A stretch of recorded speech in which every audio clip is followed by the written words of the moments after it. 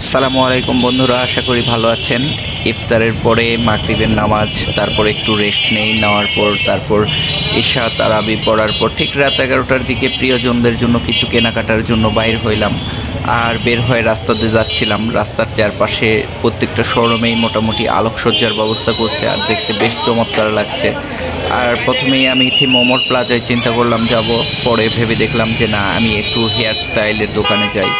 তো সিটি সেলুনে গেলাম, সেখান থেকে তথ্য নেওয়ার পর আমি আর কি চিন্তা করলাম যে আমার হাতের ব্রেসলেটটা নষ্ট হয়ে গেছে, আর নতুন একটি ব্রেসলেট নেব। আর সেই জন্যই আমি প্রথমে সেইলরকে বেছে নেই। সেইলরে গেলাম, সেইলরে গিয়ে সেখানে বেশ কিছু কালেকশন দেখলাম। দেখার পর এখানে আমার একটা পাঞ্জাবিও চয়েস হয়েছে, আর পাঞ্জাবিটা অনেক সুন্দর ছিল। ঘুরে ঘুরে আরও দেখছিলাম যে আরও কিছু নেওয়া যায় নাকি। তো এখানে ঘুরে ঘুরে দেখার পর আমার তেমন কিছু আর পছন্দ হয় নাই, সেজন্য এখানে নেওয়া হয় নাই। এবার প্যান্ট দেখার জন্য আমি মনে করলাম যে সারাতে যাব। সারাতে গিয়ে এখানে ঈদ মোবারক লেখা দেখে তো মনে হচ্ছে যে ভিভিআইপি একটি বিষয় হয়ে গেছে, এরা নতুন কিছু কালেকশন নিয়ে আসছে। তো তারপর সারার এই গ্যালারিতে দাঁড়ালাম।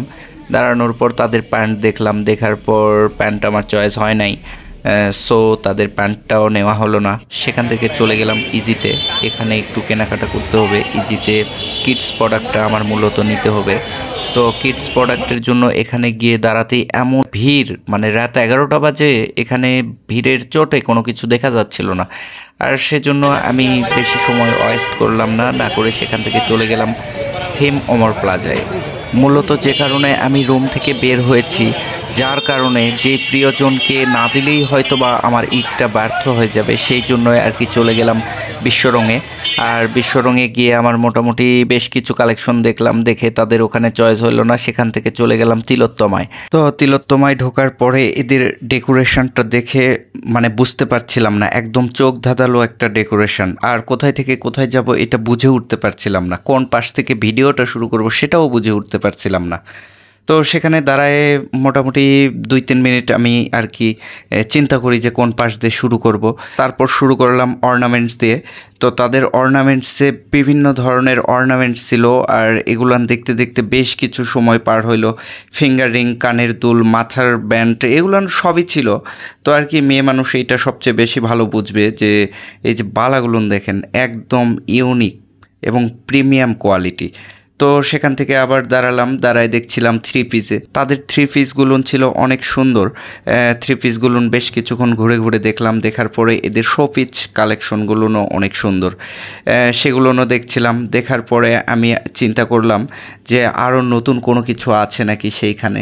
তো দেখি মোটামুটি তাদের আর নতুন কোনো কালেকশন নেই। যে আমি যে কারণে এখানে আসছি সেটা হচ্ছে একটা শাড়ি কেনার জন্য, আর সেই জন্যই আমি ঘুরে ঘুরে শাড়িগুলোনও দেখছিলাম। ভাইয়াকে বললাম যে একটা শাড়ি দেখান। তো ভাইয়া আমাকে প্রশ্ন করে বসলো যে কোন কোয়ালিটির কীরকম শাড়ি নেবেন। তো আমি ভাইয়াকে বললাম যে আমার মোটামুটি সুতি শাড়ি লাগবে, আর 100% সুতি হতে হবে। তো সেজন্য ভাইয়া বিভিন্ন ধরনের শাড়ি আমার সামনে প্রেজেন্ট করছিল, আর দেখতেছিলাম কোনোটাই সেইভাবে পছন্দ হচ্ছিল না। শেষমেশ হাতে যেটা দেখছেন যে মিষ্টি একটা কালারের শাড়ি, আর এটাই পছন্দ করছি। তো পছন্দ করার পরেও ভাইয়াকে বললাম যে এইটার আর কোনো প্রিন্ট বা আর কোনো কালার আছে কি না। তো ভাইয়া বলল যে দেখছি। তো আর কোনোটা পাওয়া যায় নাই, একটাই পাওয়া গেছে। আমার মোটামুটি এইটা পছন্দ হয়েছে। আর তারপর বললাম যে ভাইয়াকে প্যাক করতে, এটা নিয়ে নিলাম। নিয়ে সেখান থেকে চিন্তা করলাম যে বাইরে আরও কিছু কেনাকাটা আছে। তো সেখানে যাওয়ার জন্য আমি বের হওয়ার পরে যে অবস্থা দেখি, এত রাতের বেলা এখানে কিন্তু লোকজন কম নেই, প্রচুর পরিমাণ ভিড়। যদিও ঈদ আসতে এখনও 7 থেকে 8 দিন বাকি, আর মোটামুটি রাত 12:30-1টা বাজে। আর হিজিবিজি লাগছিল খুব জনগণ দেখে। তখন আমার মনে হলো যে আমার আর এই জায়গায় থাকা পসিবল না, সেজন্য আমি ফিরে আসছিলাম।